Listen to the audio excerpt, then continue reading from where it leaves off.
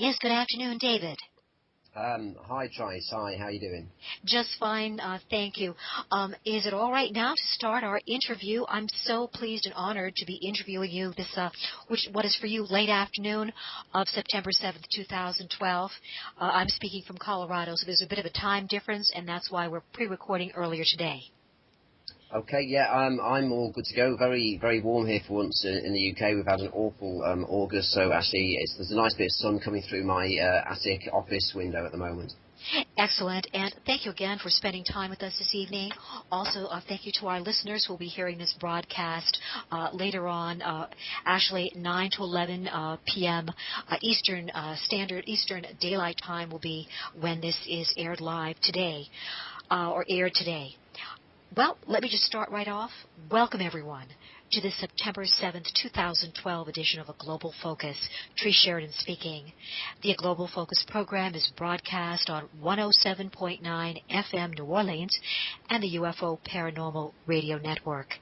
Our featured guest this week is David Griffin, researcher, writer, editor, and founder and director of Exopolitics United Kingdom, with website at exopolitics.org.uk. David Griffin is speaking today with us again from the United Kingdom, where it's late afternoon. The broadcast is going to be aired this evening. For David Griffin's bio details, impressive. David studied for a Peace Studies and Conflict Resolution degree at Bradford University. He has worked in virtual learning and learning innovation after obtaining an MSc or Master of Science in Interactive Media and Education, with emphasis on human-computer interaction, but also a variety of areas including NHS support for people with chronic addictions and public policy research with the Joseph Rowntree Foundation. David's interest in the UFO issue began at a young age when a relative made the mistake of giving a glossy book on the topic as a birthday gift. It wasn't until 2005, however, that the UK Exopolitics site was established as the first national network outside of the US continent.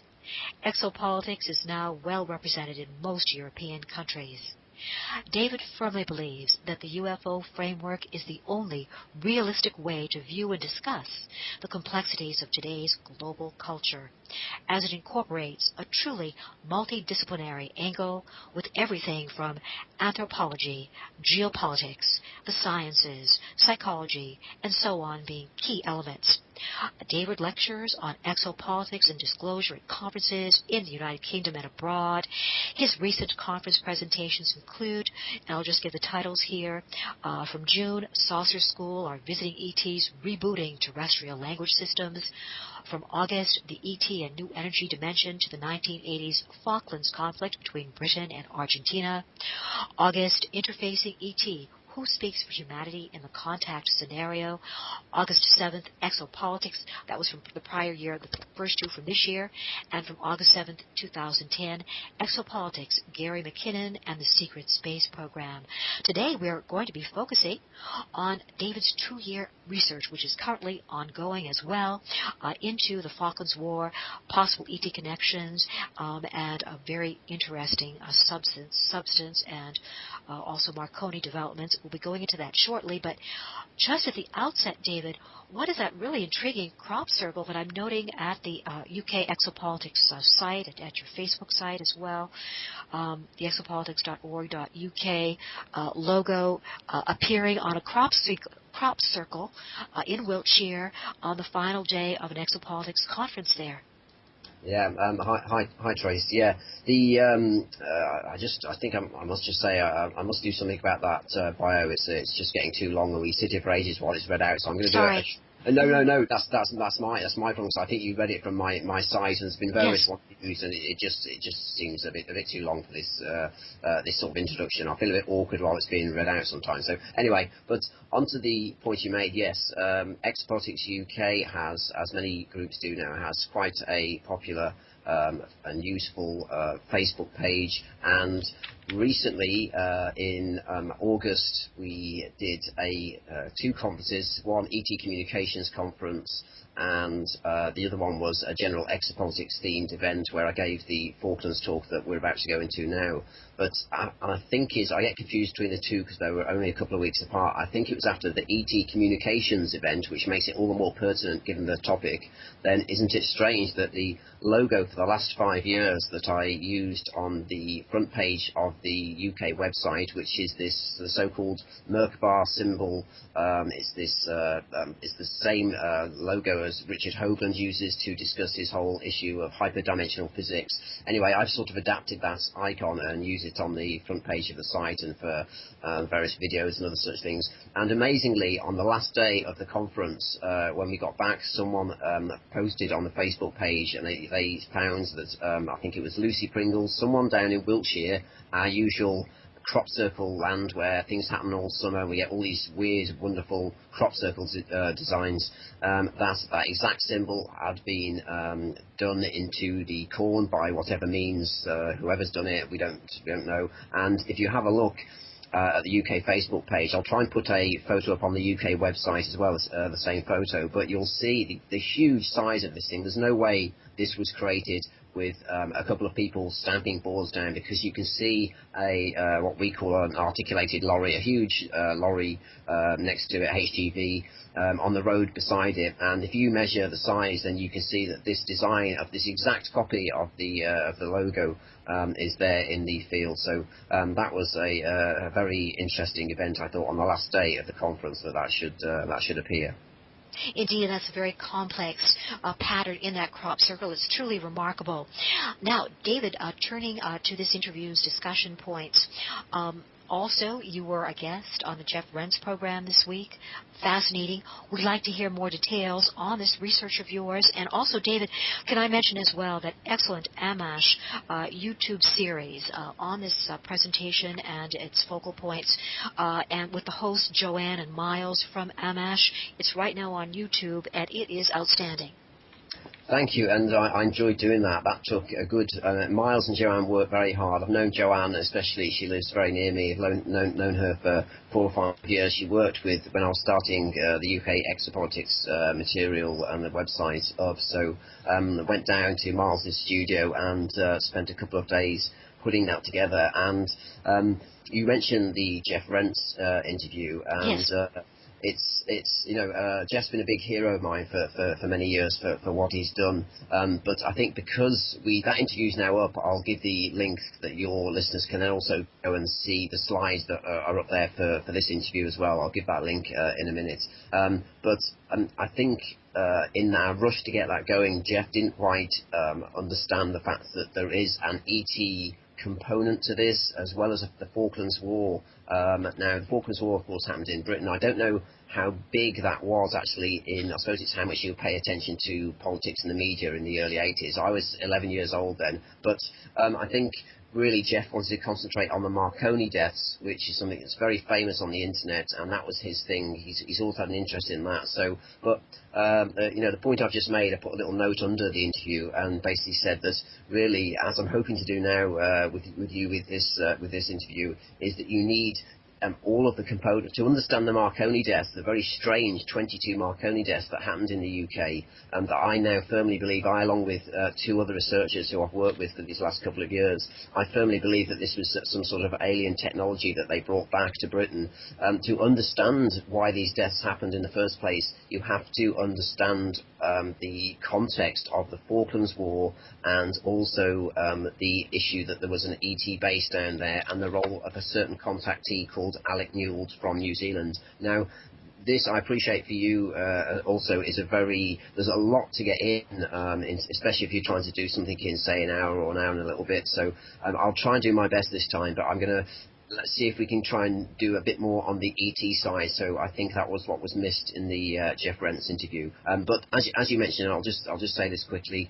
The Amash interview, if people want a really long, actually detailed look in this, that gives quite a good picture, although the other contributors, the editors, also add in their own views, which of course the whole idea was a more informal discussion on the area, but you do get a good idea then, because of course that was nearly a 3-hour discussion, and unfortunately this topic is quite complex in some ways. So you have your work cut out, and I'll try and help as much as I can, Trish, because I know you've only had a couple of days as well to perhaps look through some of the stuff. But I know you're very good at doing your background work very efficiently.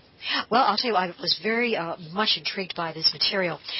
Now, of course, as you reference the Falklands War connection, the Blue ET base that's alleged that was located at Thule Island, I hope I'm correctly pronouncing it, and then material of an oil-like medium that supposedly does also contain a nanotechnology that can be activated under certain circumstances. First of all, if you could just give a very brief background, please take your time, David, on the 1982 Falklands War and the fact that in some respects, the Thule Island, which had a base, was it as of 76 above ground, and the Blue ETs are alleged to have had a base from about World War I there, served as a focal point for that war, and also if you could describe to the a contactee, Alec Newald, author of the 2-volume series Coevolution, was informed that a blue race of ETs, whom he calls the Blues, actually had a base underground at Thule Island where they were trying to de-engineer this substance, which allegedly could have a negative effect, and allegedly has had a negative effect already on some people who have come into contact with it. Okay, I just scribbled down those points you've made quickly. You pronounced it. Thule Island is going to come up a lot in this, and you pronounced it sort of right with the German the first time. I think you said Thule. In German, people know the sort of Nazi history, and again, we're down, don't forget, for the Falklands War, we're down very near Antarctica, which of course a lot of the Nazi stuff started happening in the 30s and right up throughout the war. Some amazing history there, if you believe a lot of the claims that were made. So the Germans pronounce it Thule, I believe, and that's of course part of their Thule Society, which was their esoteric society, all to do with esoteric contact and channeling and lots of very strange things that went on. And of course the claims they had links with a certain ET group that gave them certain amounts of, certainly the saucer technology. So Thule is the German pronunciation. I think us over here, certainly Britain and America, probably I call it Thule, as you just did, Thule Island, and certainly that's the easiest way for me to pronounce that.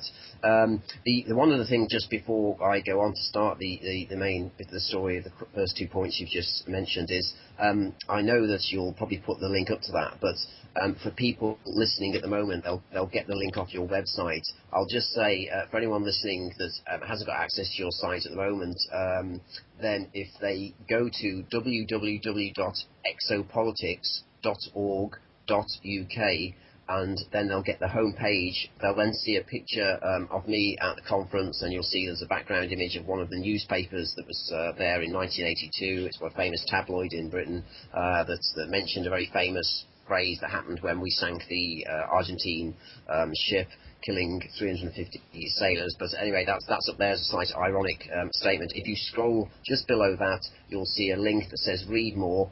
You'll then see a list of slides. Now, because this research has taken a couple of years, I've amassed an awful lot of data, a bit of Freedom of Information Act data, some correspondence with Argentinians, all sorts of things, and there's a very condensed version of that to help with radio interviews, just because it needs a sort of visual side to it. I know not everyone's going to have access to that, but if you go there anyway, you'll find that, and I'm sure you'll put the link up to help people with that as well.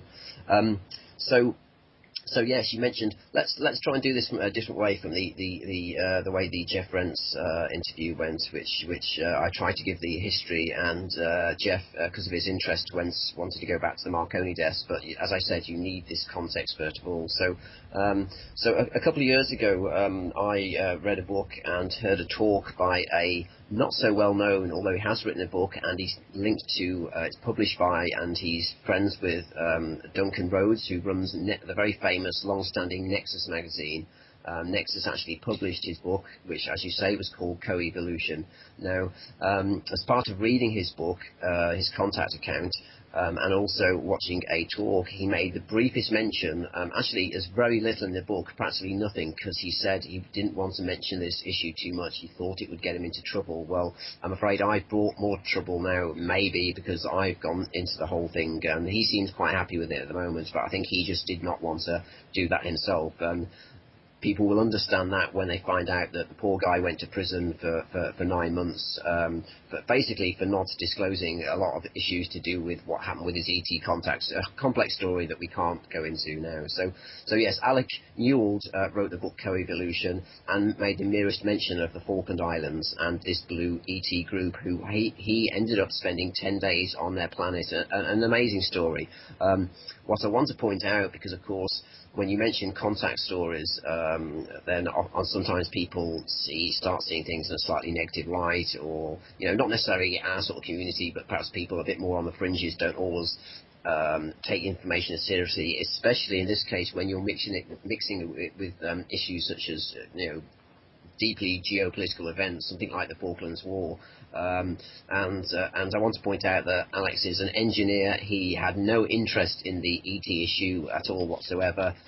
He's not your average New Age light worker type contactee. As I say, he's an engineer, and he wrote the book very reluctantly, and you can tell from the way he writes the book that he has this approach. He was astounded that he got taken, but actually adapted to it very, very well while he was on their planet, and then since wrote the book and started giving talks. And I think his account will become very well known shortly after this, hopefully. So essentially, while Alec Newald was taken to this planet, they gave him a sort of potted history, as we often find with contact accounts going back to the 50s and stuff. That they basically said, well, the few things like, well, this is how your planet's been developed. There are many intelligent visitors visiting the Earth for these reasons, for DNA, etc. However, this blue ET group, and it's interesting because they have the usual grey sort of 4.5 feet, the usual grey sort of appearance, but they're actually sort of a bluish colour. Now, interestingly, of course, if you go back and look at the Hindu Vedas, then you have constant references to blue gods. And even, I think, one of the early strains of humanity was a blue race that you can, if you go back and check up, you can find there are distant records of a blue human race also on the planet. So this sort of thing isn't as outrageous as it sounds. This whole idea of blue ETs are rare within the with the whole grey thing has taken over, but this whole idea of blue ETs isn't as far-fetched, and you can find in works such as, I've been told since the work of Dolores Callan has several people who she has spoken to and put under regression who have met a similar group of ETs. So essentially, amongst a multitude of other stuff, I'm going to try and keep this short here. They basically said, like you said, they suggested that they had been on this certain island down in the South Atlantic, and basically it's very near to Argentina and also very near to the Antarctic. It's the furthest down south. If you go onto the Geopolitics UK site, to the page that Patrice will link to, then you'll actually see a map. I'm scrolling down now. Yeah, it's the first slide up there. So what you'll see is a image of you'll see Britain in white, and you'll see Argentina and Chile coming down as usual. Then there is an inset graphic. And as part of this inset graphic, you'll see the Falkland Islands, South Georgia. See, this is all familiar to us in Britain. I'm aware that I may be speaking to a wider audience, so you probably won't know these terms. But you've got these very tiny islands that Britain's had a claim to. The whole history of that as well we can't go into. Now, if you look at that chain of islands, at the bottom there's a backwards C shape that you'll see in this inset. The very bottom one of those islands is this island called Thule. And that's the one that we're going to go on about. And you're right, Therese, in so fact that you mentioned that You see, the dates of the Falklands War. I mean, you can tell me after when I finish this how big you remember the Falklands War actually being media-wise in America, because America played a much bigger role than many people think. Alexander Haig and I think it's General Poindexter both did this sort of shuttle diplomacy between Argentina and Mrs. Thatcher and her cabinet in Britain, trying to, well, we don't know what they were doing. Obviously, on one level, they were trying to prevent the war happening. I'm putting that into quotes, but I think there may be other things going on. So once you've got the geography right, you'll see. Now, these Blue ETs claimed they needed this base to be in this position close to the Antarctic because what they were doing is de-engineering a oil-like substance that was intelligent, had contained nanites, had an intelligent nanostructure, intelligence as part of it. So it's essentially a sentient type fluid. Now, while this fluid's in very cold climates, hence where the base needed to be, excuse me, while the base is in very cold climates, while the solution is in very cold climates, it stays dormant. It's found in various parts of the Earth, as far as we know, deep under the seabed. I mean, really deep, so it has to be kept under pressure and cold. While it's like that, it remains dormant. Once it's brought and mixed with seawater and other mediums and warmth, it begins doing some very strange things. Now, if you just take the quote that came from Alec Newald, he said they were de-engineering this substance, and they've been trying to do this. They themselves were struggling with this issue. The base had been there since World War One. Argentina knew, the upper ranks of the Argentine military knew about this. They'd obviously sort of asked permission in a certain way. Apparently America were also aware of this mission. I don't know about when. There's a lot of stuff we don't know about this. So my guess is that with our joint friendship between Britain and America, that the Britons also at some point, and I think prior to the war, knew a little bit about this. We don't know how much. The issue is the whole thing behind this nano substance that these ETs are on about. Their claim is that another race put this there when we were seeded on the planet, or another race prior to us was seeded or put on this planet. Then this nanomaterial was put deep into the layers of the Earth because it responds to frequencies. Now we can have a lot more evidence for this later on. The ETs claims it responds to frequencies, and this can happen from space. So should some race come and have a war on the planet, and they lose that war, if they're that way inclined, then they can leave the planet, and from way off in space they can activate this substance by radio frequency or whatever device they use. This nanosubstance then, perhaps according to the commands that you give it, or when it starts mixing with seawater, we have incidences that where we think we've seen this happen, then it becomes what many people will understand as a terraforming agent. Now, terraforming, of course, is something that we're starting to do ourselves. The whole issue with chemtrails, etc., that's slightly to do with terraforming, and the whole idea that many parts of the US, of course, are now deserts have been irrigated. That's a form of terraforming. So we've got a rough idea of what terraforming means, but this stuff, from what we gather, if it is a terraforming agent, is highly intelligent, and of course the danger of it is, according to this ET group, that once activated, it would essentially go through the whole planet and perhaps selectively, I don't know what, consume the biology of the planet and allow it to restart again, either destroy it or allow it to restart again in another way. And I'll just finish now by saying that one thing I thought of instead of their reason, I thought it made sense that if a group of an ET group, a federation, decided that they're going to seed something like our species on the planet, we're a very strange species. We're highly creative. We seem to have DNA that ETs from all over the galaxy and further seem to come and try and get samples of. And yet we also have a very much a warlike nature, probably due to this creativity that we have. So it makes sense to me that whoever seeded humanity would put a kill switch into the planet, and this would mean that if we went too far and we started playing with nuclear bombs as we have, and that started going too far, or we started perhaps hybridizing ourselves and other animals, and the whole experiment just went way off course, then they would decide to trigger this nanotechnology in the Earth, and essentially, to me, that makes perfect sense that you would do this. It's just we don't know quite how that would happen with this nanotechnology that the ETs were there and trying to deal with at that moment. So that's a basic introduction. If you can tell me what you remember about the Falklands War in America, because I was 11 years old, but I can remember a lot to do with it. If you tell me about what perhaps the average American that's maybe around our age knows, then I'll come back with a bit more and I'll decide how much to tell you about the Falklands itself. Well, the American people did closely follow the Falklands War. We do consider our British colleagues to be colleagues and deep friends to our country. We have a close interlinked history.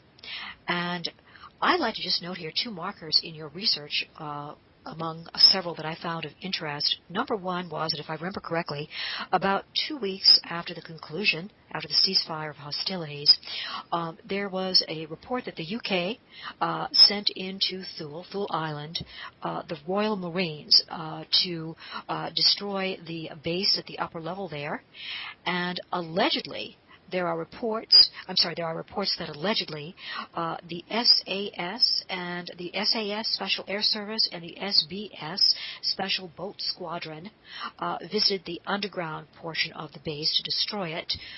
What I found very intriguing were those slides you have, the video slides of the base being destroyed. It certainly seems like a tremendous amount of explosive power to be used on a base of that type. And also, you mentioned the fact that during this operation to Thule Island, such vessels were present and were participating as the HMS Yarmouth, a frigate, the HMS Endurance, an ice patrol vessel, and the HMS Oleander, a supply ship.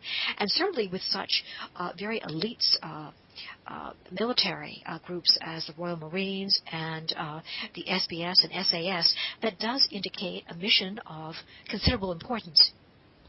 It does. But let's rewind a little bit from that, because we need a context for this base. So the on this Thule island, very inhospitable, only 2.5 kilometres wide. You has the ETs with their underground base, and one of the most important points for people to grasp are the dates of the Falklands War. So you just told me that people are aware, and of course they can go and look up the Falklands War, look at the history. The important point to note is we were given the date. The war was very short, essentially a lot to do with the fact that Argentina, as happens in the perpetual war economy, as Alfred Weather calls it, then the French had sold the Argentines this Exocet missile, a devastating piece of equipment. It actually took out HMS Sheffield when they were down in the Falklands. So Mrs. Thatcher actually blackmailed, and people don't know this, I found this in a very obscure journal. This is how much the Falklands nearly went nuclear. She threatened, a mad lady in a way, she threatened President Mitterrand at the time, who supplied the Exocet to Argentina. She aligned 4 submarines. I've got a quote to this effect, I just haven't got it with me at the moment. She aligned 4 nuclear submarines along the coast of Argentina, and she phoned up President Mitterrand. He told this to his psychoanalyst. This is how far and obscure I had to go to get this sort of information into a book written by President Mitterrand's psychoanalyst.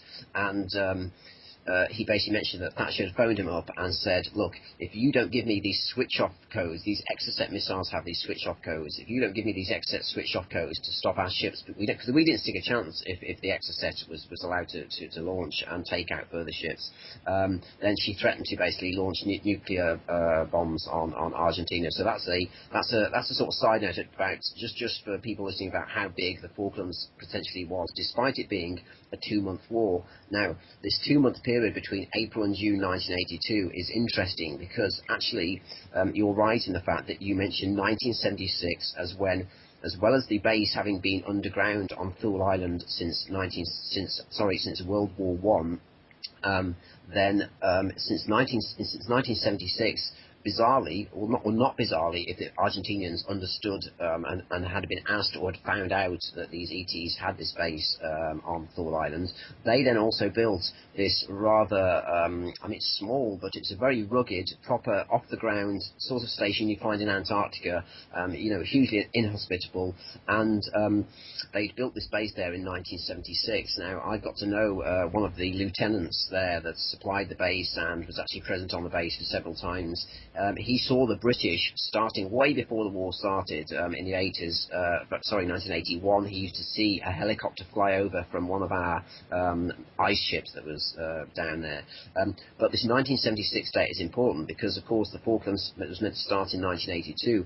What's interesting is it was that island that triggered the start of the war, because that's when the first nuclear ships started getting sent down to that area. So you've got to ask yourself, why would in 1976, 77, 78, why would the British decide to send a nuclear submarine down there? Simply because there was a scientific base being built on Thule Island. I mean, Thule Island was supposedly British territory, but out of all the islands, it wasn't the Falklands. It had no citizens on. As I say, it was tiny. But the other point then is that if you then look into the history, what you find is actually not only did the war then begin in 1976, actually the war began being initiated in 1976 with this base being spotted, but the base, as you rightly point out, was actually the last act of the war. But we heard very little about this. All the ceasefire agreements for the main Falklands Islands that are many hundred miles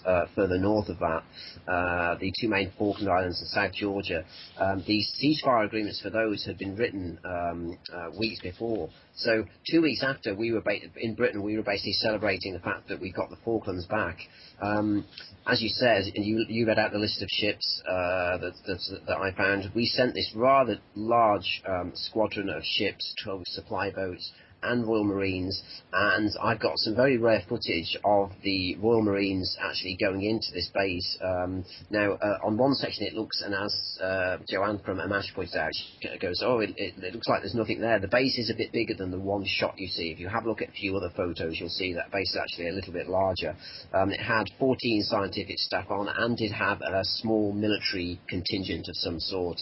But you have to ask yourself, why after the war was essentially ended, did then the British send these Royal Marines in to go and take this base, and then they essentially blew it up? They didn't leave the base there. The base is blown up. You'll see this in the video, and they used a huge amount of explosives on it. I think in one issue I said C5. I got that wrong. I think it's called C4. But I was just making a point. It wasn't them with a welding torch taking this base down. They blew this thing to smithereens. You can literally see a mushroom cloud on these photos that I've got. So why send Royal Marines in to do the base? The scientists and the soldiers surrendered without a shot being fired, got taken away. Why do you need to do this? Apparently at the same time, and you won't find this in the normal historical literature of the Falklands, the special services then went in around about that same time, probably for weeks afterwards, located this alien base, the ET base, and actually got hold of some various forms of ET technology, which includes a sample of this nanotechnological oil type substance, which we still don't know really what to call. One important point I'll just end with there, because people really do people need to go and see the slides and the images to get an idea of the whole situation on this Thule Island. But one point I'll make is that apparently, because at the time in Argentina there was a new military junta, probably as you know, and basically they weren't doing too well. The people weren't happy in Argentina, so the war was a bit of a diversion in its own way to get them some support. But also, what else do you get with military when you get a sort of military dictatorship in a country? You also then get these ideas that they can then obviously they promote themselves via war. That's how they think. That's how military generals think. And according to Alec Newald, it seems that they thought that if they then tried to take these islands back, that the ETs would then, because they were letting them use this, they had a base built above their base on this island, that the ETs would come in and support them on their side, obviously thinking that maybe if their base became exposed to the British who were then coming to take them off the base, that the ETs would come out and defend this. And of course, as we know, ETs very rarely overtly join any sort of conflict. It's part of this whole Star Trek type first directive. So that was one of the reasons the ETs had actually left the base as the Falklands War started, and there's a whole other story to what happened to them as they went to another base that was actually based in Tibet, but that's another story. So that's the potted history of that island. But yes, I encourage your listeners to go and look at the video that I've got up there and a few slides of the condition they left the Argentinian base in, and ask why a supposedly scientific base that was just looking at weather and minerals was destroyed in that manner. Well, very intriguing comment. It is too bad that the psychoanalyst of President Mitterrand might not have been more public in those assertions.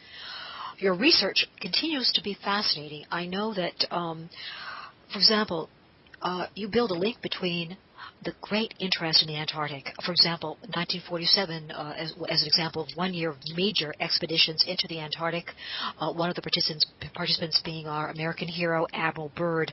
Also, you know the number of Russian expeditions there. Also, the fact that there is drilling going on in the Antarctic, and the importance of Lake Vostok and something called the Dome. Now, also, this is a bit off. I hope this isn't too disjointed for you. I was fascinated by the aspect, David, that you tried to receive a copy of the ceasefire agreements that are available online at a particular site, but you couldn't for Thule Island, and that particular agreement will not be available, the documents won't be available for 40 years. That's extremely unusual.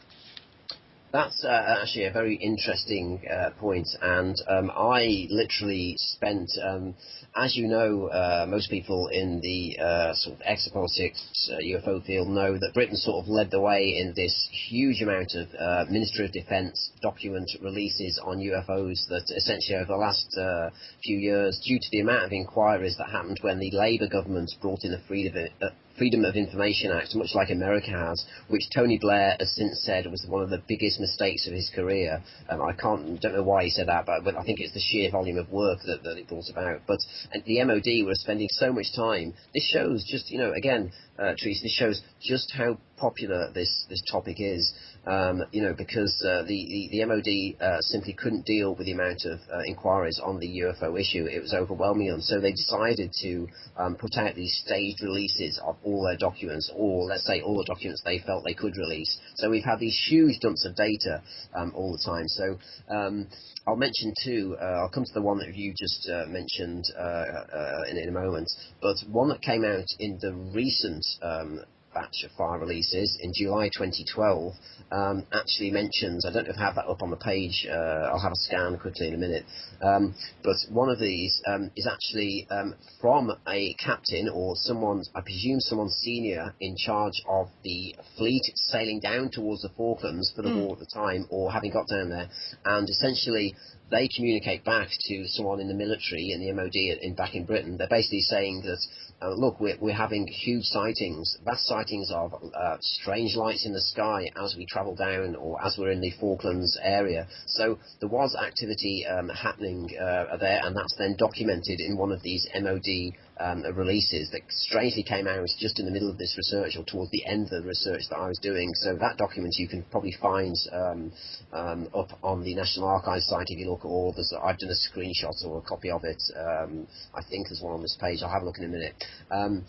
The document that you're on about, this is even more interesting because unrelated to these MOD files that are being released for the UFO community, this is a totally separate thing. This is our British National Archives, where all sorts of things are kept. So anything to do with government, you can go and look up. These National Archives are held in Kew, a very nice area of London, and essentially people can either go down there or you can now search remotely via computer. So I literally spent a week online typing in search terms such as Falklands, and I came back with a vast amount of stuff, all to do with logistics, geopolitics, all the discussions in Parliament. Eventually, I thought, well, look, I've got to focus this down. So I started looking for the treaty agreements because I was interested in the particular area of where these southern islands above Antarctica, where they were. Now, if I wanted the treaty agreement and the logistics and the treaty agreement between Argentina and Britain for Port Stanley, which is I think where it was signed for the main Falkland Islands. Again, people need to know the geography of the situation. Falkland Islands, several hundred miles above where the South Sandwich Islands are that we're talking about. So the Falklands aren't just a couple of islands. This whole Falklands War was to do with British territory with these several islands. Now, so if I wanted the treaty for the main Falkland Islands, I could get it. If I wanted it for other areas like South Georgia and anything else to do with the Falklands War, then I could get that. I could get meetings, secret meetings in between the cabinet if I wanted that. That then had been cleared for release. However, when I came to the specific area of these, what they call these Southern Thule Islands, as a group of islands, and the slide that's on the website I cut off. I need to do another copy. When I did a screenshot of this, I cut it off accidentally, but it essentially says these series of islands, the South Sandwich Islands and Southern Thule. So when I wanted the treaty agreement for that, and in the video that's online that you mentioned, where it shows the Royal Marines going in, you see them sat in the base on Thule before they blew it up, of course. You see lots of naval captains and Argentine senior officials signing the actual treaty agreements. Now, that's what I wanted, because I thought I'd find some clues in that. Well, what do I find? That I could order any of these treaties that I want, that I found on other areas, but when I wanted this particular one for this particular treaty, it had been sealed and closed for 40 years, so that's now not available until January 2019, whereas the vast proportion of all the others were all available. So I asked people to think about that and think, well, if this straw was a load of hocus pocum, then why on earth would they make the ceasefire document for some tiny little island and a group of tiny little islands? Why would they then seal that for 40 years when the rest of the agreements to do with the Falklands are all available? So yes, you're right. That's a good point to bring up, and that document is also there to be viewed on the website. Excellent. And return to a prior point, I just want to quickly say, given the fact that the Exocet is supposed to be a very powerful missile, I thought that the comments regarding the psychoanalyst of President Mitterrand were very interesting. But I'm a little surprised there that he even came out with that book where that would be a client, and client confidentiality should be a major concern. But the fact that the Argentinians would have had access to an Exocet missile, that's a powerful weapon. And statistically, did many of those misfire? No, absolutely none of them misfired. They took out HMS Sheffield, and I think, they're hugely expensive, these things, and they were cutting-edge technology at the end of the day. I'll just say that I think Mitterrand cleared, I know there is client confidentiality, but I think Mitterrand must have cleared the book. I can't see, because obviously he left the presidency, so he must have cleared the book. I can't see the psychoanalyst would have risked being sued for that sort of thing. So, what happened in the war, the Exocet was devastating. Mitterrand gave in to Mrs. Thatcher on the phone. She's a no-messing lady, or certainly was at that time. The Iron Lady, yes. The Iron Lady, as they called her. And Mitterrand gave in and gave her, ironic really, if you've just sold, because at the time, just before the war, these missiles, if I remember from a documentary, were $450,000 each. This is why our taxes go on, for God's sake. $450,000 per missile. The Argentines were paired. Just before the war, when the French were very reluctant to sell them any more, the Argentines were willing to pay $1 million per missile. These Exocets were so devastating to ships that they were fired at. What you may have been confused between another couple of issues. That again, the two bombs dropped from airplanes that didn't go off were British-bought bombs. Again, this is all to do with the arms industry. You say my background is in peace studies. I studied all this sort of conflict resolution. The whole idea that Britain and America are leading war equipment producing nations, and they basically survive. The economy survives by selling devastating weapons around the globe. Well, sometimes this comes to bite us back, as with the Exocet, etc. But Britain had sold these very heavyweight 1,000-pound bombs to Argentina because their military is somewhat inexperienced. they swooped down and dropped them on our ships too low, and they relied on a certain altitude to start the triggering device off. So what happened was 2 of our ships ended up with holes in them, but with these huge, devastating bombs on board. And when they sent in our technicians to go and defuse these, unfortunately one went off, and of course he died, and the ship was very, very badly damaged. So that's just another point again about in war. If you sell weapons to nations around the world, then of course that can come to bite you back in some way, and very, very nearly did. Had Metron, my opinion is had Metron not given the switch-off codes to stop these missiles being directed towards the British ships, then I think the whole outcome of the war would have been completely different. And I don't know if that ship would have then got desperate enough to launch nuclear weapons, but that's a whole conjecture and another idea, really. Well, David, I find other aspects of your research very intriguing on this. Number one, that you were seated with a friend at some type of restaurant, and someone was overhearing your conversation on the Falklands.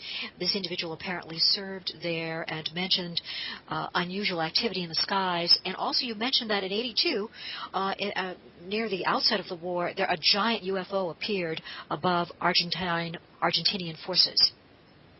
Okay, I mean we're actually, Teresa, we're attacking this quite randomly, but it's working out very well, because I think we're building a far clearer picture than I have done in previous interviews, and so this is working well at the moment, and you're picking up all the right points. So yeah. Let's bring in the issue again of you've got Alec Newald, the contactee, with his story about the ETs being down there. You mentioned, which I'm not going to go into because people could go and look up issues like Admiral Byrd, the mission down there, an amazing guy, and we. As you also mentioned, I then looked into the Russians. The Russians have been going down there since 1900, but during the Cold War period in the 50s and 60s, they accelerated the amount of bases they were building down there. So we have all those aspects to it, to what's going on. And I don't know how far this issue with this technology goes back and what the awareness was. I think some of it was not to do with this technology, and there's obviously things to do with Nazi technology in other ways, but we just don't know. But as you say, because I'm trying to build a picture of this very active area for these ETs, then when I was a student at Bradford, and I think I'd been out somewhere. I'd been in a restaurant, and I must have been discussing either the Falklands at the time or UFOs. I can't remember, it's too far back. But sat on a table next to me was a man and his partner, and he suddenly looked over and he made a comment, and something along the lines of, I was down at the Falklands. He was obviously a soldier, he was a serviceman, he said, and a lot more went on down there than people realise. And I remember him pointing upwards to the sky, and he's saying a lot more went on.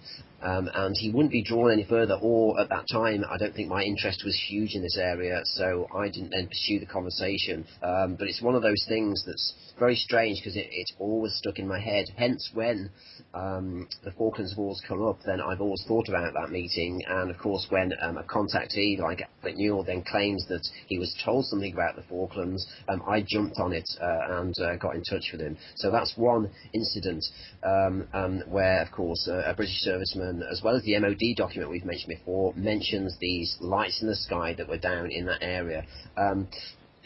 Just as interesting, really, is another case. I've got two cases. I'll just briefly go into those. I haven't got the details in front of me, but from memory. And this one case, the first case happened to an Argentinian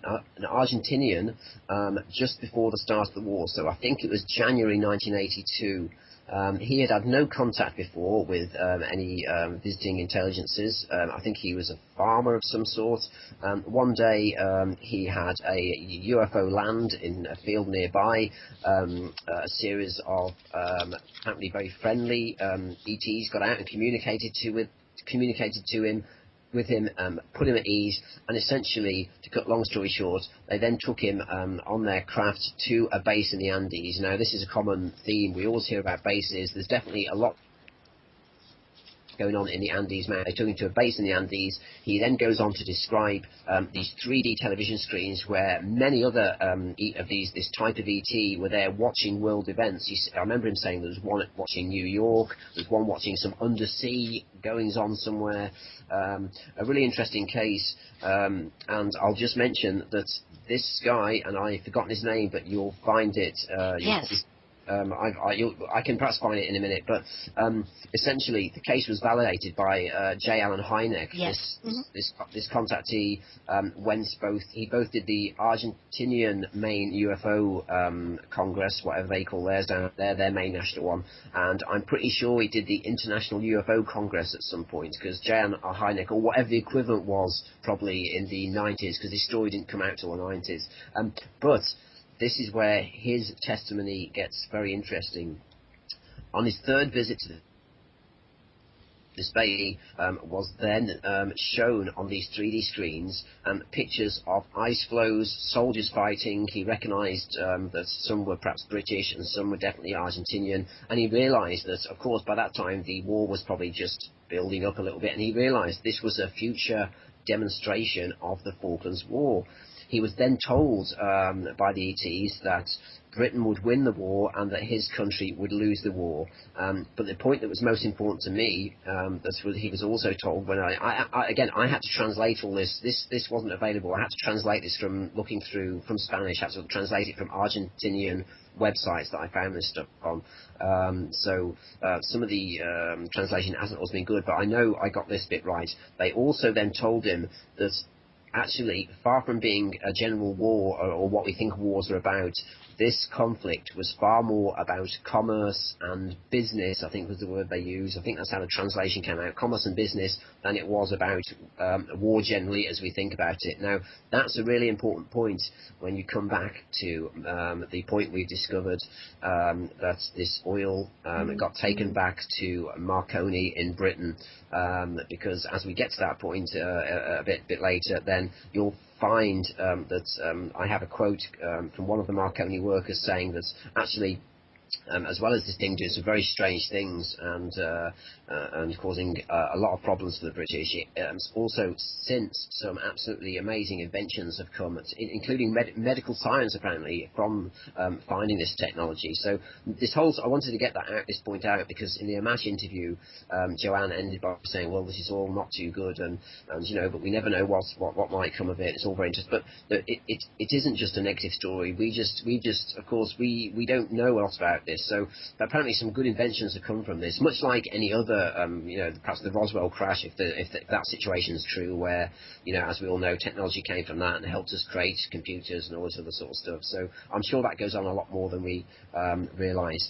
One more treat as well, just before then, while some Argentinian soldiers were serving actually on the Falklands before the British had got down there, a huge UFO appeared above a troop of these Argentinian soldiers, and one of their jeeps or minibuses ended up having missing time and got moved to a road further away or field further away. So this is just backing up the whole point that there was a huge amount of ET activity down in that area, and I think that backs up the point that, because I really don't want people to think that just because the brunt of this case to do with Marconi is based on an ET contact account by Alec Newald, I'm making the point that he's not alone in the fact that there's ET activity down in that area, and all related to this Falklands War. There was a lot of other stuff going on that I've since found out. So making that point is good, because then, of course, it gives the whole, when we come to the Marconi issue, then it perhaps gives a bit more credence to what we're claiming. Yes, and you note several sources in your research. I do have the name of that party, that Argentinian contactee, if you want me to note it. But if not, it's right. I believe the first or second segment there in that Amash, very interesting series on this matter. Also on Alec Newald, author of Coevolution. I guess there are 2 books in that series. I definitely will be reading them. Am I correct that at one point there was a question of probably an interesting circuit being introduced into his car, and that representatives from the Royal Institute of International Affairs, he claims, actually visited him. They were very intrigued about the enhancements to his car at Jaguar. Okay, going through those points as quickly, excuse me. Yes. He's written actually one book. Evolution? Yeah, and basically there's two versions come out. He's updated, he's updated the version. So although you'll see a slide there that I put two book covers on, there's just two versions. And I must just say at this point, while you mention Alec Newald, that I haven't done this 2 years worth of work on my own. Alec has been very helpful via email, as well as initially starting my interest in this, and also Duncan Rhodes from Nexus has been helpful with some later stages of things we might not have time to cover, but there's a whole other dimension to this thing at the end that's still, let's just say this issue is still playing out until very recently in geopolitical events, as far as we can tell. But yeah, as far as let's go with Alec Newell's car. I mean, if you buy his book and read his contact account, it's pretty amazing. Essentially, as I've found in a couple of other cases you'll probably know about as well, then they don't just, Betty and Barney Hill, I believe, got out of the car and then were taken. Well, on several cases I found since then, if they're big enough craft, they seem to be able to pick up the car as well, and the people simply stop driving, and the next thing they know, they're on board a ship. But what he's since found out, I can't go too much into this, what he's since found out is that these ETs did some experiments and essentially they ended up here by accident. I don't mean here in this, on our planet, I mean they exist in a universe that's parallel to our own. Now, this is reflected by current science. Something has happened recently. Alec Newald was telling me, he's a bit more tuned in on this than me, that we have this polarity, this quantum sort of level where you get these two opposing systems of two universes. Now, what obviously happened is a sort of technological oversight, which is classic. It always happens in contact cases, and to me it's a sign of authenticity. That when they put Alec back, Alec was put back. It's a long story. Essentially, he was given a body to walk around their planet in this suit. He was given this special suit. But obviously, when they put him back, they also put him back in his car. And it seems to me that I don't know whether their technology remade his car or what happened, but he was driving a Jaguar, a British Jaguar car at the time, and after the contact he had endless problems with it, and he was actually as I say, an engineer and a pretty good mechanic himself, but he couldn't solve this. He had one of the first engine management systems in a Jaguar, so it had computer components on board, and what happened is he sold this car on, and when he sold this car on, it went in for repairs, and it must have gone to Jaguar, I presume, in New Zealand, and they noticed that this engine management system circuit board was a complete mirror image of how it should be produced. So that got sent back. This is where it all gets very strange and quite exciting, actually, certainly for the British side of things. It went back to, I presume, a Jaguar in Britain. Now, Jaguar in Britain must then have got in touch with some very high-up people and said, how on earth can this happen? Unless they knew a bit more about Alec Newald and had traced the car, I don't quite know.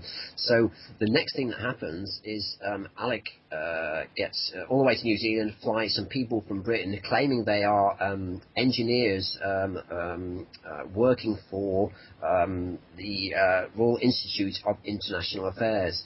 And they knock on his door and they show him identification to this effect, and they want to know questions about the circuit board and his car, and has his car been in touch with any electrical devices. They'd obviously tested it for other things, and they knew what had gone on. That's my impression, I think his impression. Now, you mentioned the Royal Institute of International Affairs.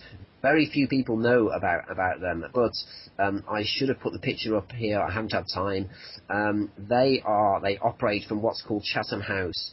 This is the blue blood industry meets military meets the Queen. This is where they all exist. I have a picture of Mrs. Thatcher, Queen Elizabeth, Ronald Reagan, Nancy Reagan, all sat in this gold glistening room, and it's got a Chatham House logo at the bottom. So the Royal Institute of International Affairs, I think, are the British.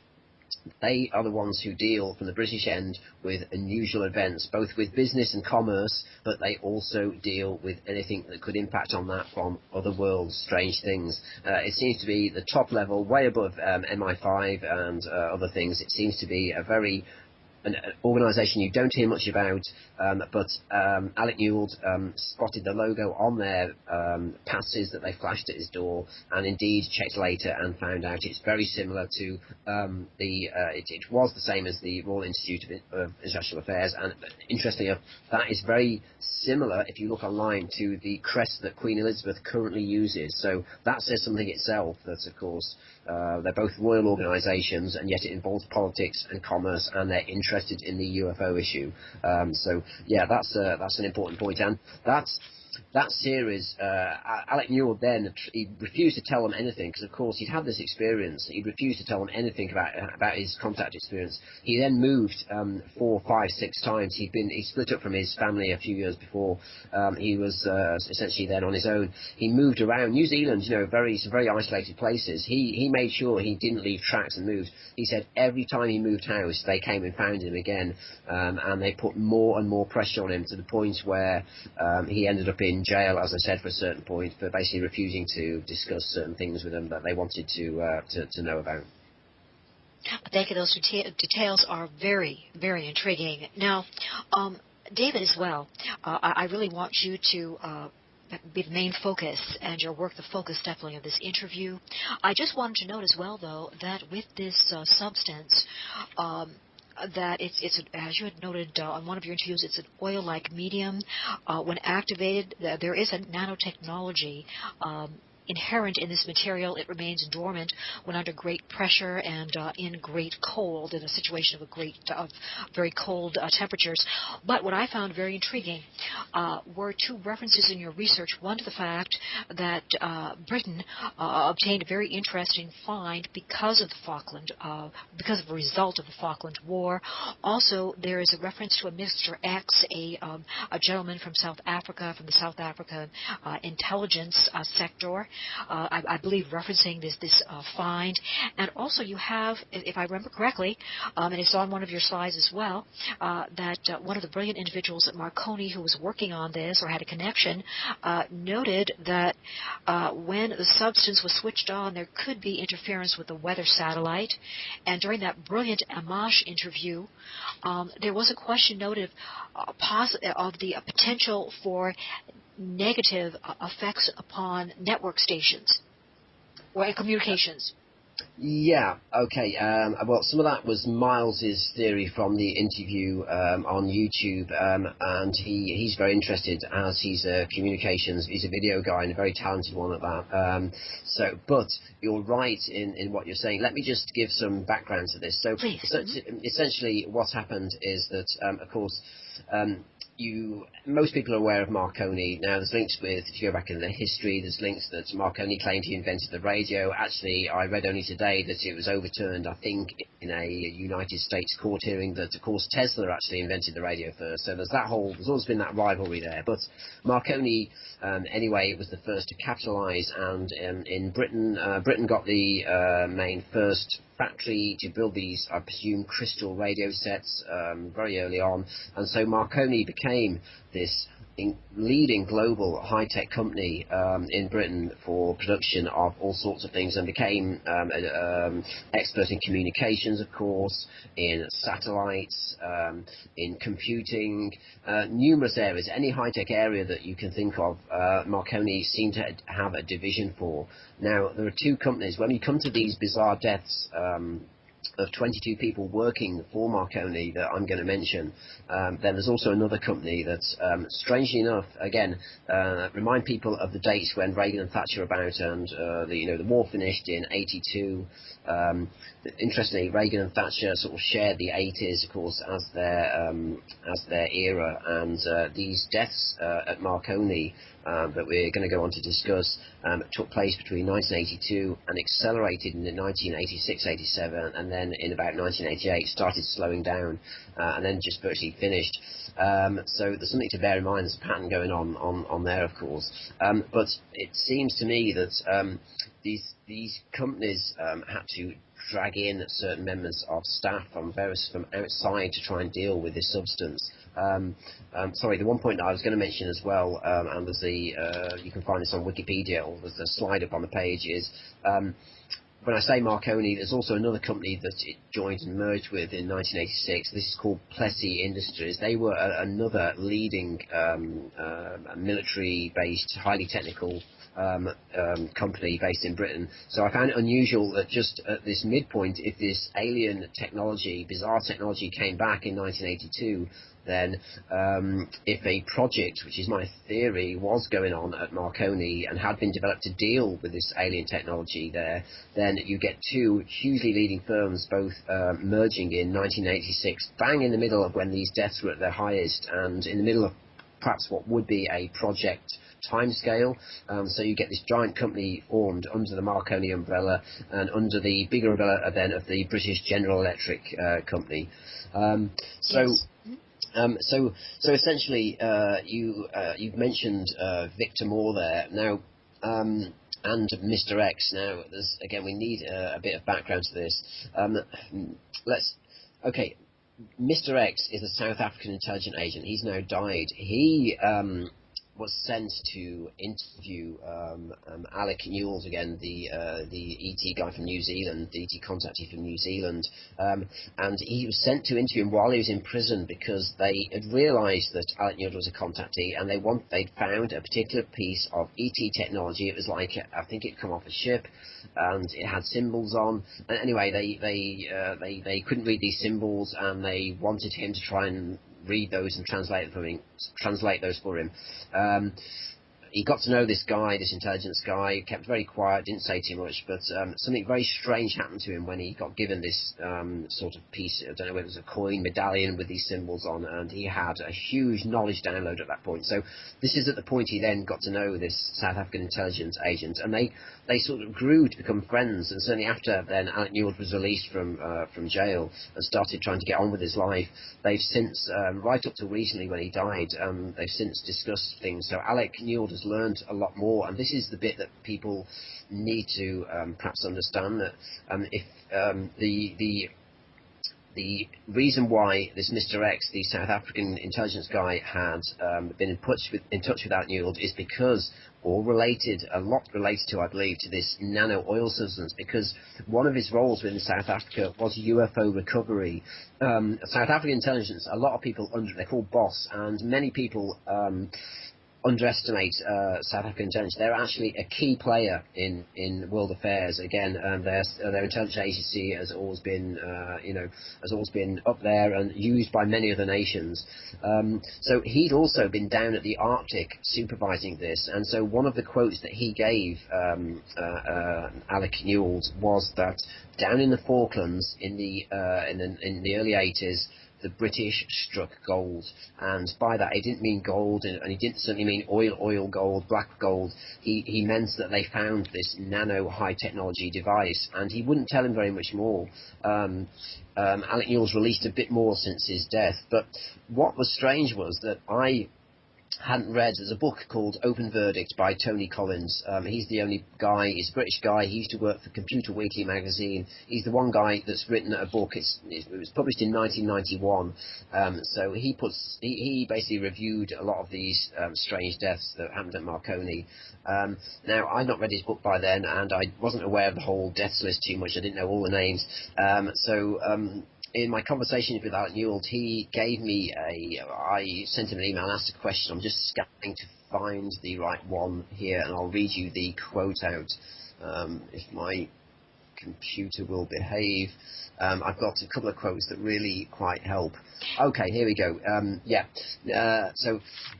This is about, he mentioned Victor Moore to me. Now, when I read Tony Collins' book, which was only very recently, I found out about Victor Moore. Victor Moore did work for Marconi, and he's mentioned in the book by Tony Collins on these deaths. So here's the quote that Alec Newald sent me in a personal communication back in 2011.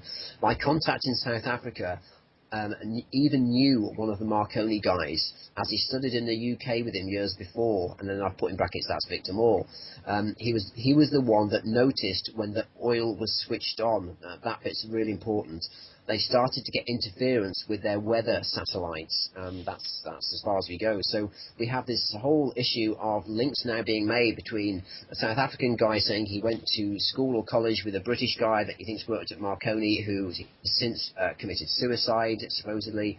Alec Newald mentions his name. I then find his name in a book written about these people, and only a really passing, he's not one of the main guys, a really passing mention, very little known about Victor Moore, but the fact is there's a nice link there that sort of backs up the whole situation. Let me give you one more quote as well from, this was from the first edition of Alec Newald's book, I think. This friend let slip one day, he's talking about the South African intelligence agent, this friend let slip one day about a new robotic fluid their computer and engineer guys were working with that could be programmed with radio frequencies. They thought they might be able to use it hydraulically, which would open up all new kinds of design fields. When he asked around, nobody knew who invented it or where it might have come from, nor even any talk of patents to buy from another company.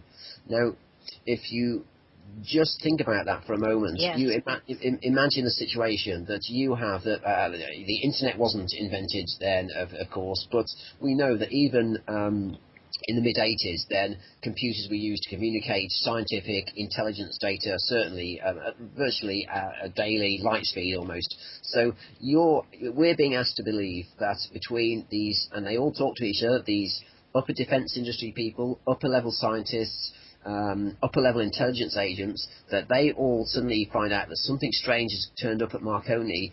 They're all networked, they're all part of their own little networks all over the world, and yet none of them can find out where this stuff's come from. They can't find patents for it, they don't know who brought it over to Marconi in the first place. So that says enough in itself. So this stuff just turned up and arrived. I don't believe you find me another situation where that's happened, where that's, imagine if this stuff had come from Russia and it was a Russian technology. Well, by now we'd have heard about some Russian scientists that said, we did that back in the 50s, 60s, and that's just not the case with this nano technological medium that they found. So you've got that straight away. You've got that. I don't know if I've got another quote from Victor Moore. I think there's one more. And while you're looking for that, I just wanted to note the lack of patent material I found very intriguing. Also, I just want to make the point that given if, as alleged, this material is as important and has the alleged potential and ramifications, no wonder people would be interested that all sorts of parties, factions or parties would be interested in obtaining the research, all the information on it. Yeah, sure. And bear in mind as well, I found the quote now, so I'll read that out in a minute. Bear in mind, Therese, what I said about it's vitally important that this material needs to be kept under pressure and certainly need to be kept cold. Otherwise, it starts morphing, and apparently it's based on, there's some work been done into it. The rumour is that it's sort of based on gold. It has gold as part of it. But I've read, and a few people have told me, that it can morph into any structure within its chemical composition. Now, when you come down to the nanotechnological level, I don't know how that works, but I do know that nanotechnology can. I've looked up nanotechnology, and one of the things that's crucial about nanotechnology is it can rapidly, and this is really important, it can rapidly increase its size. If it's programmed to do something, one of the unpredictable sides of nanotechnology, unless you've got a complete grip on programming how the stuff operates, is it can all of a sudden increase its volume and do very strange things, because of course you're down at that atomic level, and if you trigger, it's almost like a nuclear reaction, but without the heat and whatever else perhaps that goes on. You've got machines that are there making other machines. That's essentially what nanotechnology is about. And one of the dangers of nanotechnology is it can morph and suddenly form certain things depending on perhaps the environment or how it's programmed initially. I don't know enough about it, but I do know that's one of the dangers. Now, this will fit in to another episode that we won't have time to go into, but before the end, if you remind me, Therese, yes. Just remind me about the last document on the website to do with the Gulf of Mexico, because that explains a lot more about this, where we think we found an international situation where this stuff started actually morphing and caused a huge international problem. But we'll get to that. But anyway, so what my I'll read this. I'll read one more quote out, and then I'll go on to say about the Marconi things, because we're getting close to our time limit here. Okay. So this is another comment from Victor Moore. Comment regarding Victor Moore, the guy we've just mentioned, to Alec Newald. Okay. He also thought something. He also thought something about the job. Okay, let me get this right. This is to do with Victor Moore, and I'll tell you a bit more about Victor Moore. Don't forget, he's the guy that spotted that at a certain point they managed to switch this oil on, in quotes. I don't know what that means. To make it active, he noticed this, and then when they activated it, they found they got problems with their global satellite system. Really interesting point. So this quote is about Victor Moore. He also thought about something about the job had really been bugging his friend. He's on about Victor Moore, but he could not talk about it openly, of course. He did say, however, he was working on something, and I put this in bold, on something outside of his field. Indeed, out of everyone's field at Marconi. He goes on to say, he didn't feel he was up to it or comfortable with it. He even let slip, it was, and again put this in bold, it was a little spooky what the stuff could do, even reaching into the fields of medicine, biology, and nanotechnology. So again, you're going back to the 80s and 90s when they were just looking into this stuff. And this, what it seems then, is this ET substance that they've got had started to. They began looking at it. I think they knew a little bit about it before the war, and I don't think they knew really what they were dealing with. And so, of course, as they start examining this material, as they start, quote, activating it and finding out how to activate it, then I think strange things start happening with, I think this stuff morphs into things. There's also rumours, we found out since, that in certain conditions it can make people ill. It has bizarre magnetic and anti-gravity sort of qualities. There's all sorts of things that we've rumoured to have found out about it. And so if you take yourself back to, this is one of my theories that, I went through this with Grant Cameron after a conference, that one of my takes is that since 1947, America have had the national security state. The national security state, of course, as everyone knows, was mostly set up, supposedly due to the end of the Second World War and the Cold War coming and stuff, but probably most likely due to the fact that ETs and UFOs were buzzing around and allegedly Roswell had happened, all this sort of thing. So since that date, the Americans have had the finance and the infrastructure to create an incredibly efficient system to deal with, quote, alien technology. And by that I don't mean just alien, I mean that anything comes from another country, but also stuff that lands, crash UFOs, whatever. I think the Americans have got an absolutely perfect system virtually for dealing with that. Interestingly, we had Dan Sherman over, who worked on a project, only a minor project really as they goes for the US government, and he went through all of the security layers that he had to go to and how it was made, completely closeted off from even other elements of the military. So believe me, America have got it down to a T. My take is, despite Britain saying that yes, well, we're these world financial leaders and stuff, I don't think we were in 1982. We were having a recession. The economy wasn't great. I don't think we've taken the AT issue anywhere near as seriously than America. We haven't had to for various reasons. So my take is that because we saw the Falklands as our war, we brought this technology back and tried to deal with it ourselves, instead of as they would over in the States, being able to pass this on to a series of perhaps scientists and technicians in the military or whoever who could then deal with it in a certain way. As a rush, what Britain then did at Marconi is they began employing people from outside, basically from what we call over here Civvy Street. So when you then look at the list that I put up on the website, or you can find online, of these scientists and their job descriptions, you'll find that bizarrely they employ initially a computer program a very experienced computer programmer from Essex University called Keith Bowden. He's the first one that dies quite early on. The date there's a bit out with the Falklands War, but I have my own theories for that.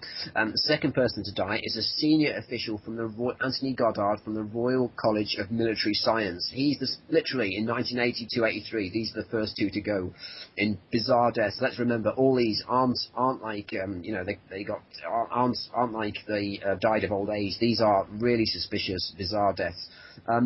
What you then find when you look through these Marconi deaths, as I've spent weeks and months doing, is you then see that, well, a couple of years later, bizarrely, a couple of Asian, very talented computer scientists that they brought into Marconi then also got killed in an absolutely bizarre situation. Both these young programmers, both 23, 24, one very happy about to get married.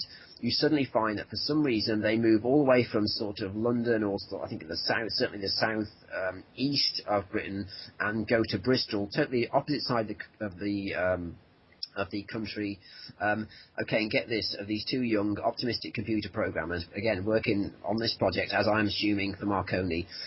One ties a rope around his neck and rope around a lamppost or a tree, then gets in his car and allegedly puts his foot to the floor and, of course, pulls his own head off. That's one situation. The other guy, the other Asian programmer, also disappeared to Bristol, and he ends up throwing himself off the Bristol Suspension Bridge, which is a huge bridge going over a river in Bristol, south west of England. He was then found, at the coroner's report, he was found with a puncture mark in his buttock, one of his buttocks. So, of course, foul play certainly was something going on there, most probably. What you also have to add in, because we haven't got time to go through all these deaths, although they're very interesting, people can have a look and read for them themselves. What you also find is that these two guys from Bristol, the young computer programmers, had 2 days of missing time. Now, completely bizarre, when it came to the coroner's reports, don't forget, 22 of these deaths, so all over the country, wherever these deaths happened, they had to involve police, coroners, and all these inquests kept having to happen. Most of them they got control of, and hence they were all ruled, well, many were ruled as suicide. Very strange the way that's absolutely bizarre death that newspapers at the time looked into, and yet they got ruled as suicide in most cases. But the missing time is a very strange element, and it happened in a couple of the other cases. And of course, if you're a coroner, you have to account for the last few days' movement of someone that died, and they couldn't do that. So I'll briefly say that although I'm not I know that mind control exists out there. I never jump to that as our first conclusion. I think too many people do that, especially on internet conspiracy forums. I tend to steer away from that myself personally.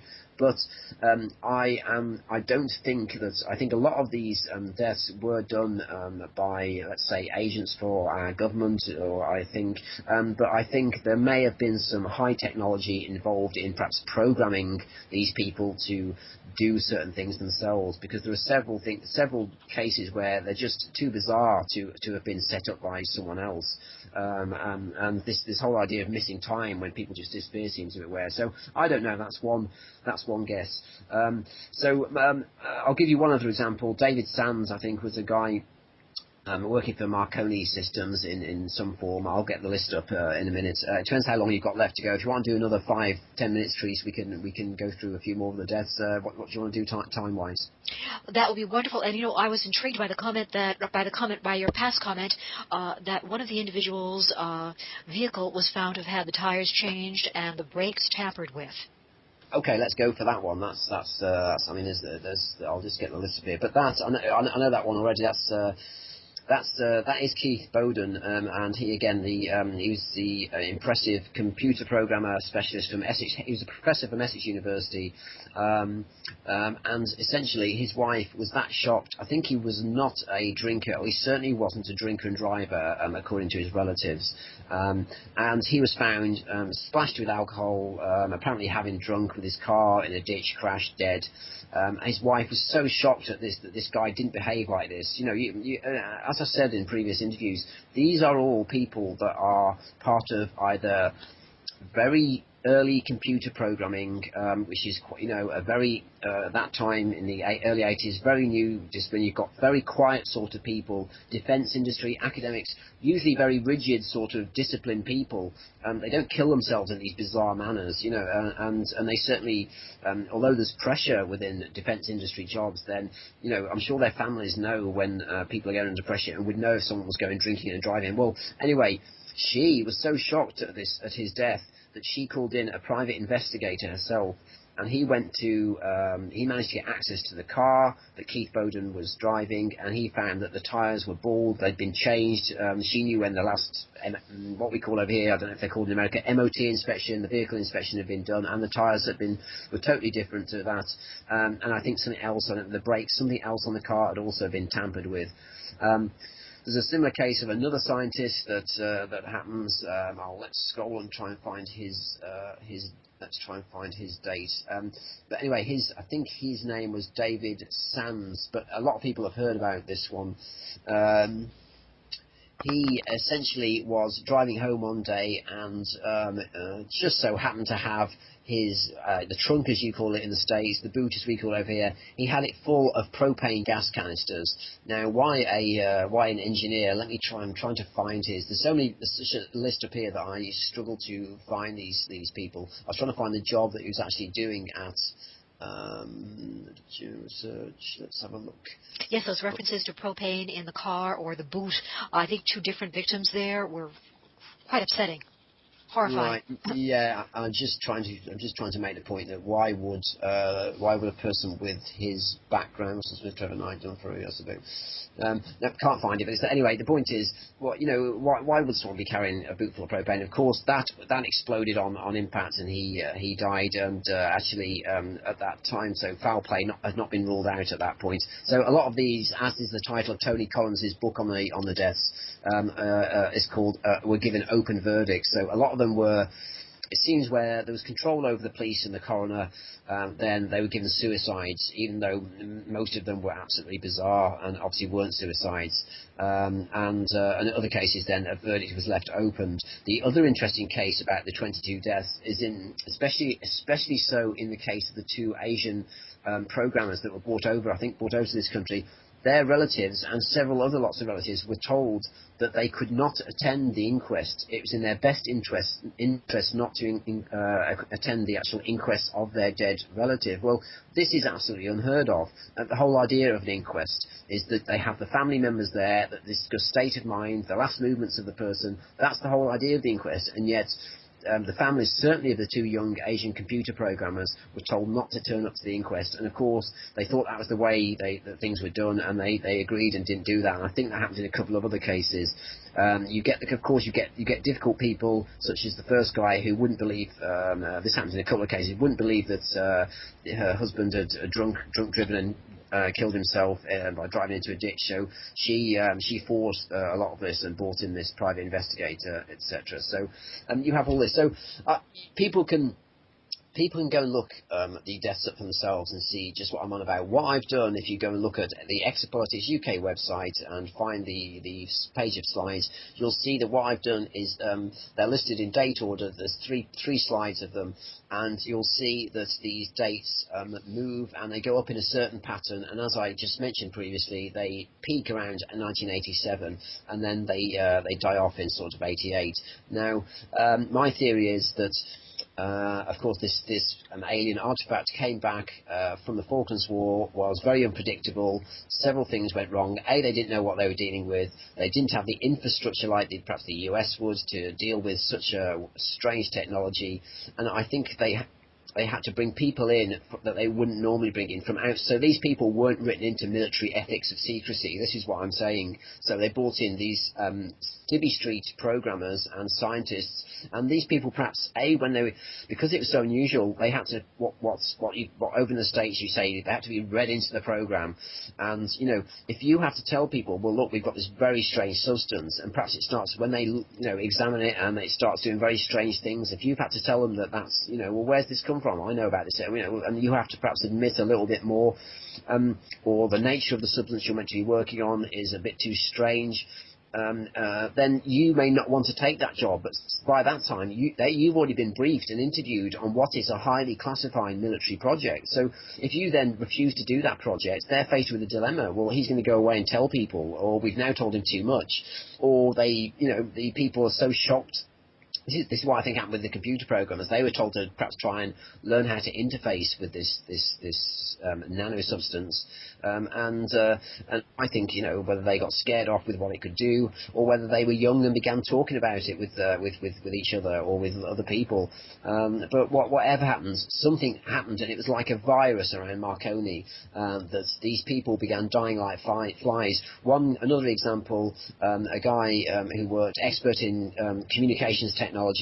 Gets uncomfortable with his job, starts complaining that he doesn't want to work on this certain project anymore, and so he gets given a job over in some part of Africa, and it involves working with a communication device, satellite or something, way up high on a hotel, and he ends up jumping off or being pushed off, depending on how you want to view that. So they go on and they go on, and so that's my take on it. Basically, is that Britain wasn't ready for this, or this material did very strange things, and it spread. The people started talking about it, and they had to eventually take these people out, and they did it in a variety of ways. But what I think is they perhaps did the first few in such a way. These were sent out. The British are very good at killing people quietly. Believe it. We taught your CIA in the Second World War many of our tricks, and the British, if they don't want people to know about a death, you just disappear. These were done in such a way as to make people in Marconi and the military pay attention and say, do not talk about this project. That's why they were done in this manner, I believe. And that's really my take on what happened at Marconi. And this, you have to remember, this Marconi list has been going around since the late 80s. It was even on early bulletin board systems before the internet was about, and no one's really put anything together. Star Wars defense has been mentioned. There's something to do with that. Tony Collins said it was to do with Cold War spying and other such things, technological secrecy. Well, I think, given what we found out from the ET side of things, I think here we find perhaps an answer to the Marconi deaths. So I'll leave it there, and if you want any more closing remarks, then I'll leave that to you to define. Yes, David, I'll be brief. Two questions here. Number one, on the Blues, who allegedly, per Newald's accounts, are de-engineering the substance. This will be an important aspect of research as to who are the Blue ETs and what is their true agenda. Are they presenting themselves? Are they presenting their activities as they are? Also, you know that this oil is not am I pronouncing it correctly, an abiotic oil. It is not an abiotic oil. Okay, scribbling those points down. Also, I'll just write the last point down that I remember to make about the last document on the at the end of the web page. Okay, right. Well, really, I mean, I think I should give credit here to Alec Newald, and I'm not. He's not a great one for publicising his book. You can go and visit his website, and he does a blog, and he says a bit about this.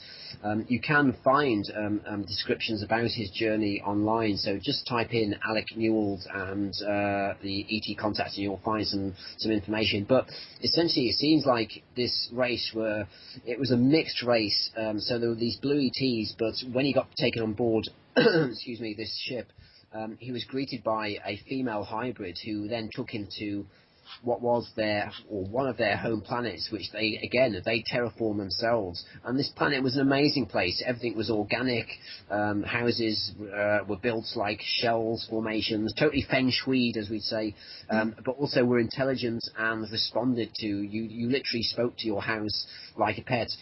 They've got pyramids there that channeled energy into the Earth, so that's how they supplied the Earth with its own energy. Very tuned into the cosmos.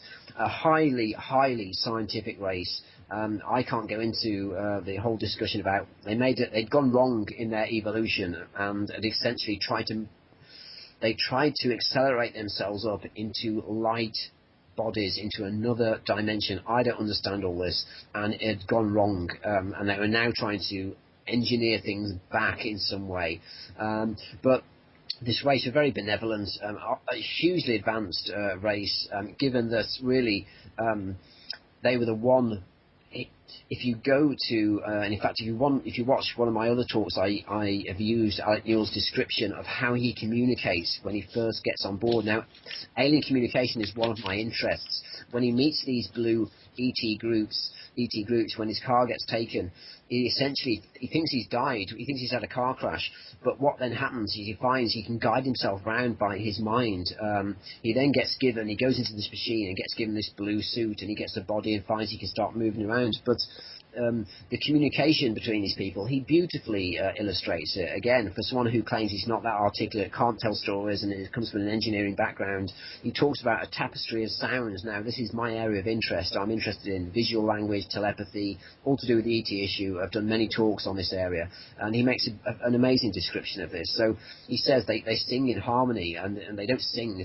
The communication comes in a harmony of colour and sound and light and vision, all this sort of thing, all the stuff that I'm interested in. So his account is fascinating. The whole history of the blue ETs, like I say, they seem to be mixing with. There was in charge of the ship was this guy called the Elder, who he also met very briefly. But on board the ship, there were all sorts of. This was a huge ship. There were all sorts of races, and they essentially stopped off at a couple of other planets on the way. So they seem to be, as many ETs, are very, very advanced. Because I've read a lot of contact literature, and compared to some, these seem to be a highly advanced spacefaring race that literally go around the galaxy, maybe different universes, and have various planets which they then are looking after or using observations on, etc. So you go and read Alex's book.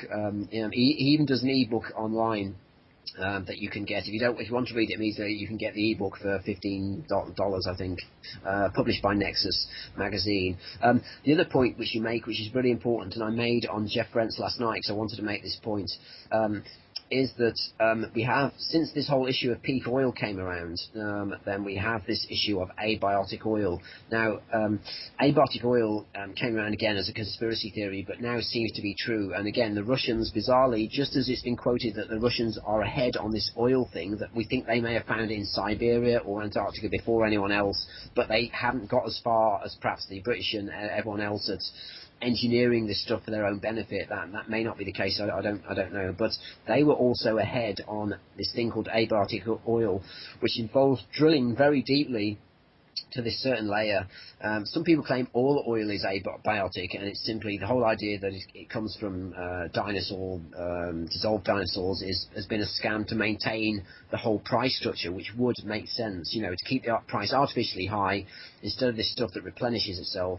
Some people claim all oil is abiotic. Others claim that there's a separate abiotic oil that you have to drill deeper for to find, and that this isn't made from the same substance and it replenishes itself. Now, one of my ideas that I discussed with Duncan from Nexus magazine is maybe as this stuff was in these, perhaps before the 80s, before the Falklands War, maybe as people, the governments and intelligence agents and oil companies got to know about this nano oil that was beneath the earth at certain points, because we haven't gone on to discuss other areas yet where certain things have happened.